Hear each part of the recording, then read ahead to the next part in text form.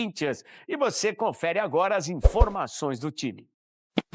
E os jogadores do Corinthians encerraram os preparativos para o grande clássico desta quarta-feira contra o Palmeiras pelas oitavas de final da Copa do Brasil. Primeiro jogo nesta quarta-feira em Itaquera, jogo da volta na quarta-feira da semana que vem no Allianz Parque. Só lembrando que Timão e Verdão já fizeram 4 duelos nessa temporada, com uma vitória para cada lado, além de 2 empates. No treinamento desta terça-feira, o técnico Dorival Júnior priorizou um tático em campo reduzido e depois os jogadores acabaram realizando um treinamento de bolas paradas. E quem falou aos canais do Corinthians foi justamente o goleiro Hugo Souza. Um detalhe, o Hugo já jogou 4 vezes contra o Palmeiras e jamais perdeu. Levou apenas um gol e foi sem dúvida um grande destaque na conquista do título corintiano. Inclusive na final do Paulistão, ele acabou defendendo uma penalidade máxima batida pelo Rafael Veiga. E falou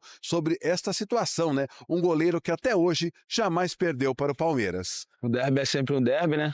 E é sempre especial jogar esse jogo, participar desses jogos que são especiais.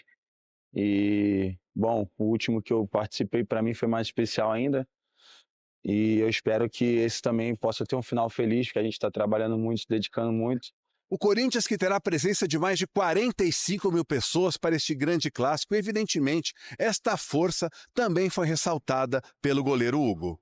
Clima de mata-mata, clima de Copa, é um clima que a gente gosta, é um clima que a nossa torcida gosta, é um clima que o nosso estádio proporciona e deixa melhor ainda.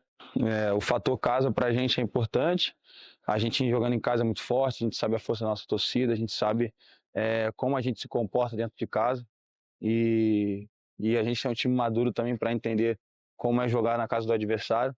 E a gente encerra o boletim falando sobre a questão política, lembrando que no próximo dia 9, aqui no Parque São Jorge, vai haver a votação dos sócios, né, sobre a permanência ou não do presidente Augusto Melo, que neste momento está afastado. Pois bem, nas últimas horas, o presidente Augusto Melo tentou mais uma vez um habeas corpus, solicitando a anulação da denúncia e também a suspensão do processo em relação à Vaidebet, mas novamente não obteve sucesso. Portanto, continua mantida a eleição dos sócios para o próximo dia 9, aqui no Parque São Jorge. Pois é, o poder seduz quem quer voltar e quem quer continuar. Não é fácil, não. O outro lado desse... E o Corinthians muito confiante de que não teria que pagar esses 30 milhões de reais. Pois bem, a empresa RF hoje notificou o Corinthians. E nesta notificação, a empresa decidiu recuar. Abrir mão do aditivo e voltar ao contrato anterior. Por isso, ela pediu ao Corinthians apenas, olha só, que o Corinthians arcasse com os meses de maio, junho e julho, pela prestação do serviço, que estava atrasado, né? Então o Corinthians deveria pagar maio, junho e julho para a empresa, que aí já estava lá no contrato, a mensalidade normal, juntando tudo isso aí, cerca de 886 mil reais, e a multa rescisória. Qual é a multa rescisória? A multa de 1 mês, que sempre foi a do contrato. Ou seja, a empresa decidiu ignorar o aditivo concedido pelo Augusto Melo a ela. E aí a multa rescisória de 154,9 mil reais. Conclusão, o Corinthians vai ter que pagar aí 1 milhão e 41 mil reais para a empresa, vai poder rescindir o contrato e vai poder tocar o clube, seguir o clube com a empresa que bem quiser, prestando serviço de segurança e limpeza. Problema resolvido por Leonardo Pantaleão, tem que dar o crédito. Superintendente jurídico do Corinthians, que foi Augusto Melo, saiu, voltou agora. Enfim, ele que tocou isso, ele que liderou as iniciativas do Corinthians de falar vamos rescindir, não vamos pagar, vamos brigar em juízo. Enfim, ele que liderou todo esse processo e um processo que saiu muito bom, do Corinthians vitorioso, porque tirou a empresa e derrubou a possibilidade de multa aí de 30 milhões de reais, agora ou depois por causa de uma briga judicial. O Corinthians, enfim, vai pagar aí 1 milhão de reais para a empresa, tchau e bem-se, o Corinthians segue a sua vida. Parabéns ao Leonardo Pantaleão, temos que reconhecer o grande trabalho e é isso. Problema da RF Segurança, revelado pela Gazeta Esportiva, resolvido.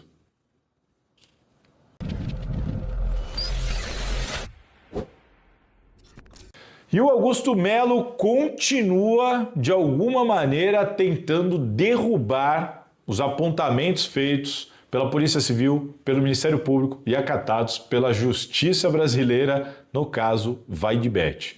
Desta vez, só hoje, foram 2 derrotas judiciais. Eu já nem sei mais quantos indeferimentos eu já publiquei. Hoje, quando eu recebi um deles, falei assim, mas de novo, de qual caso que é esse? Porque é tanta gente, o Augusto Melo acionou tanta vara, tanto tribunal e tudo mais, e quando não é ele, são aliados dele, enfim, que a gente até se perde. Hoje foram mais 2. Augusto Melo, cadê aqui? Tem o primeiro deles, pedido de habeas corpus para tentar anular as denúncias contra ele no caso Vai de Bet e pediu a suspensão no processo.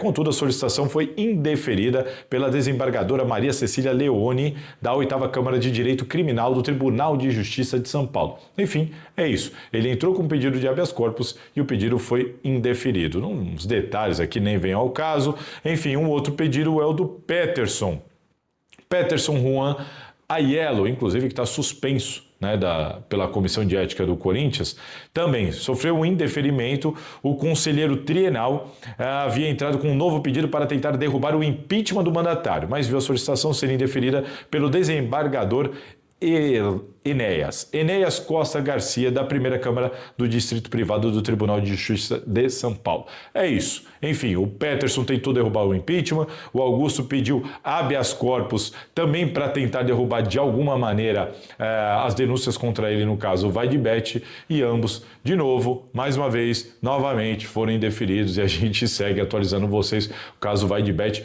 segue na Justiça, inclusive o Augusto Melo ganhou aí essa semana um prazo de 10 dias para apresentar uma defesa. Além disso, informação, o Washington Araújo, que em tese foi um dos verdadeiros intermediários e que por meio Augusto Melo ganhou um cargo no Corinthians e que também é identificado e apontado pelo blog do Macedo, do blog do Macedo, como o responsável por vazar a ele as notas daquelas compras em Guaianazes, que depois o Seedorf, então o diretor financeiro, disse que não existem dentro do clube. Enfim, esse personagem é o Washington Araújo.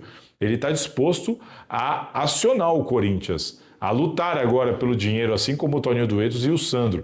Ele entrou com uma petição lá no caso Vai de Bet para ser parte, para poder ter vistas do processo, para ingressar, de repente, com uma ação contra o Corinthians ou contra o Augusto Melo. A gente vai ter que aguardar, mas olha, o bicho vai pegar, porque o Washington Araújo é um cara que se decidir falar, fazer alguma delação, alguma coisa assim, as coisas podem ficar bem complicadas pelo Augusto Melo, principalmente com o Corinthians como assistente de acusação, algo que o Augusto Melo está tentando impugnar, mas provavelmente também não terá êxito. Então, muita atenção em tudo isso que está acontecendo, porque a situação pode ficar complicada para o presidente afastado do Timão.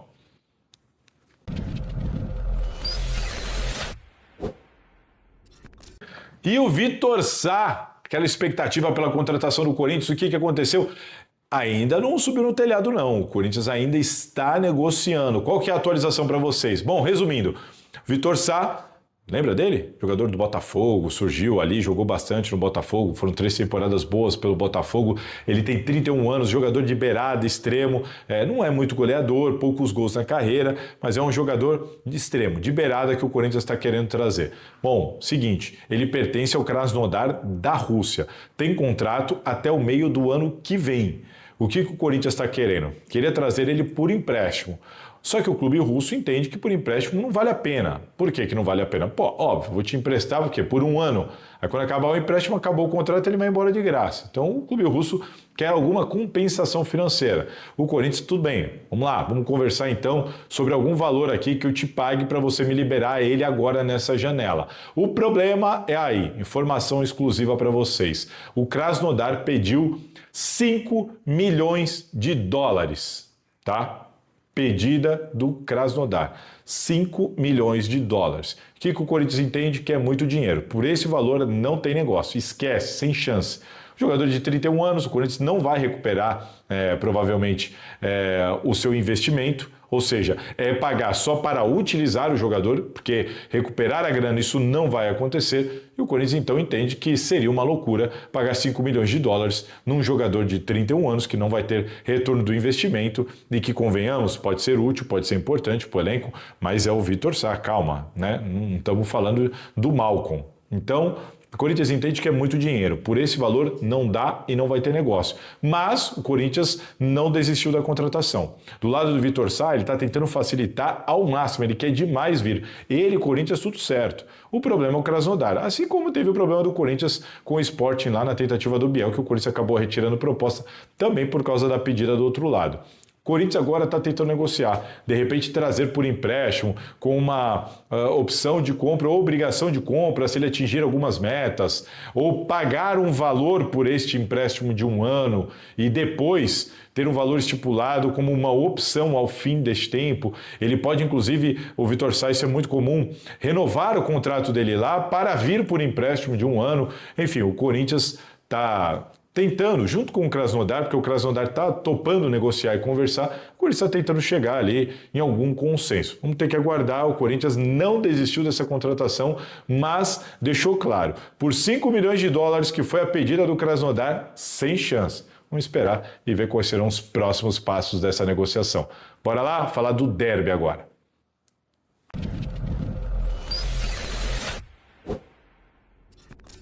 Primeiro, falar de uma atitude da diretoria do Corinthians que a Gazeta Esportiva trouxe em primeira mão.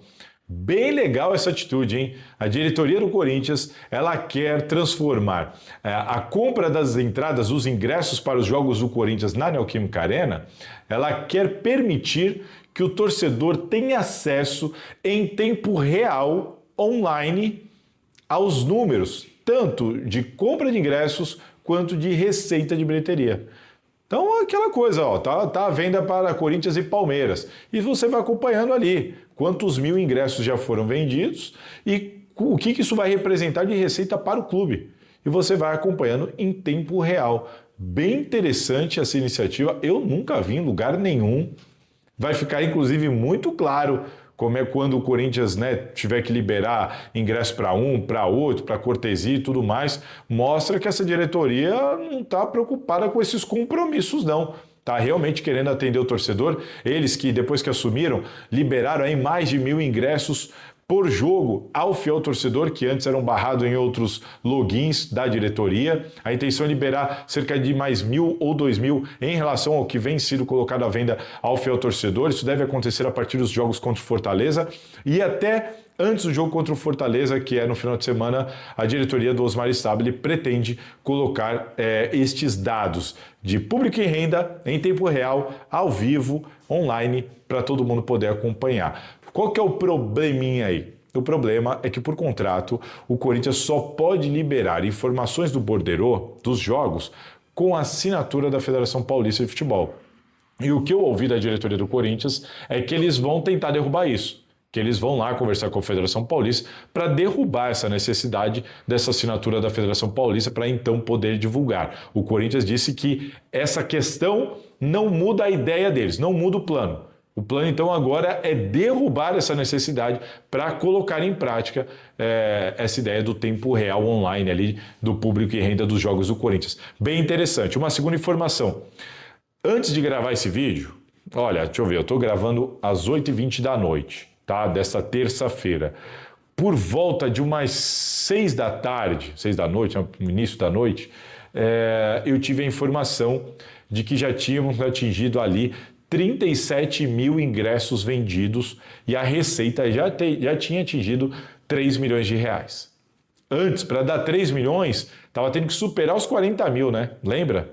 E o fiel torcedor, com pouca pontuação, nem conseguia comprar, nem chegava para ele. Olha que loucura. Agora chegou até para quem não tem ponto nenhum, já tá para a torcida que nem é sócia do fiel torcedor, tá lá liberado, só entrar lá e comprar. Você cadastra sua facial e compra, vai pagar o valor cheio. Se não quiser, cadastre-se no fiel torcedor. Mas está chegando ingresso para todo mundo e com 37.000 ingressos já superou os 3 milhões de receita. Que coisa, hein? E isso escancara tudo aquilo que a gente vinha mostrando e revelando aqui de como estava acontecendo desvio de ingressos de dentro do Corinthians, cara. Um absurdo que estava acontecendo com o torcedor. Enfim, isso está escancarado, isso está mudando até que enfim, que bom. E essa é a situação. Tomara que dê certo, porque esse projeto de você poder acompanhar em tempo real, eu achei bem legal. Você gostou? Curte a ideia? Diz aí nos comentários.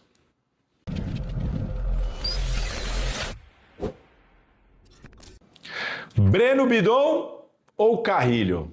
Quem que você escalaria? Deixa aqui nos comentários. Ou os dois, né?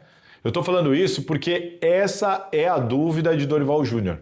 Isso é a apuração que eu tive. O time do Corinthians deve ter Hugo Souza, Matheus e André Ramalho, Gustavo Henrique e Matheus Bidu. Lá na frente, Memphis Depay e Yuri Alberto. Atrás deles, o Rodrigo Garro. Este trio, Rodrigo Garro, Memphis Depay e Yuri Alberto, vão encerrar o jejum de 125 dias sem jogarem juntos. Desde o segundo jogo da final do Campeonato Paulista, em 27 de março, quando o Corinthians foi campeão justamente em cima do Palmeiras na Neoquímica Arena, e é justamente contra o Palmeiras na Neoquímica Arena em outro mata-mata, só que agora pela Copa do Brasil, pelo primeiro jogo, que eles voltarão a jogar juntos. A questão é, e o resto?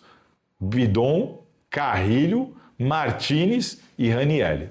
Um tem que sair do time. Quem será?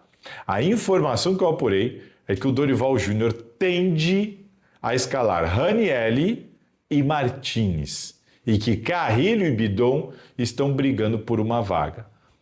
O entendimento do Dorival é jogar com, de repente, só o Ranielli ou só o Martínez, Carrilho de um lado, Bidon do outro, lá na frente, Garro, Memphis e Yuri, já deu muito certo.